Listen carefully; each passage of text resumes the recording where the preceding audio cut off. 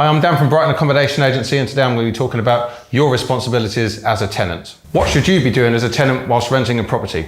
The best way to describe this is to be living in a tenant-like manner. This is quite vague, but I'm going to give you our 3 top tips for living in a tenant-like manner. Tip number 1, be sure to make sure your house is clean and tidy. Not everyone's going to live in it like a showroom, but you do need to make sure it has a decent level of cleanliness as the tenancy progresses. One of the number 1 deductions that we have for dilapidations at the end of any tenancy is cleanliness.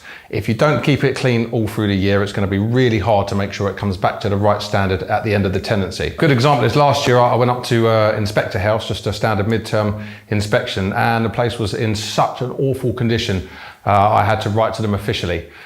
We had cartons of rotting milk, it was literally cheese on top. I had bags of rotting food in the kitchen and in the hallway. There was evidence that there were rodents coming in and out. It was just so awful, and there was no way that these students were ever going to bring this back to a decent quality. So I had to write to them officially, and then I actually had to send up proper cleaners as well. Tip number 2, make sure the way that you're living in the property is not causing any damage, even minor damage. It can build up slowly over the year and create a bigger problem at the end. A prime example of something that we see all the time is build-ups of waste and hair and fat down plugs in both bathrooms and kitchens. If you're pouring food down your sink, and if you're shaving in the shower and it's all going down the plug hole, this will build up, and you need to regularly make sure you clean it by using a drain cleaner. You can use One Shot or a Mr. Muscle type thing, and just put it down there once a month and make sure that any build-up's being dispersed. Tip number 3, do use your common sense. Most things can be fixed quite easily.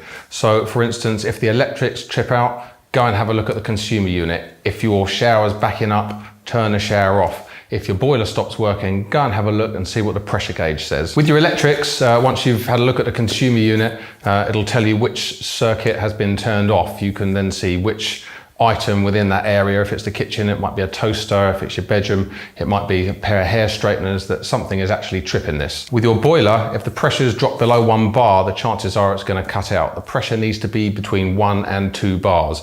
There's usually a circular dial on the front, and it's just got to be at that angle. If you can't work out how to pressurize it, you can always Google your specific make of boiler. All the instructions in PDF form are online. If your shower's backing up and once you've turned the water off, have a good old look down there and see what it is, because it's quite embarrassing if I send a plumber up and he just sends me a picture of all hair and bits of razor tops that have gone down the plug socket. So you can fish those out and it'll usually work quite quickly. And if your shower is blocked up and it's overflowing, turn it off. And if you can't clear the blockage, don't turn it on until we've sent a plumber out. Those are my 3 top tips for your tenant's responsibilities. I'm Dan from Brighton Accommodation Agency. Please like and subscribe and share it amongst your friends. See you in the next one.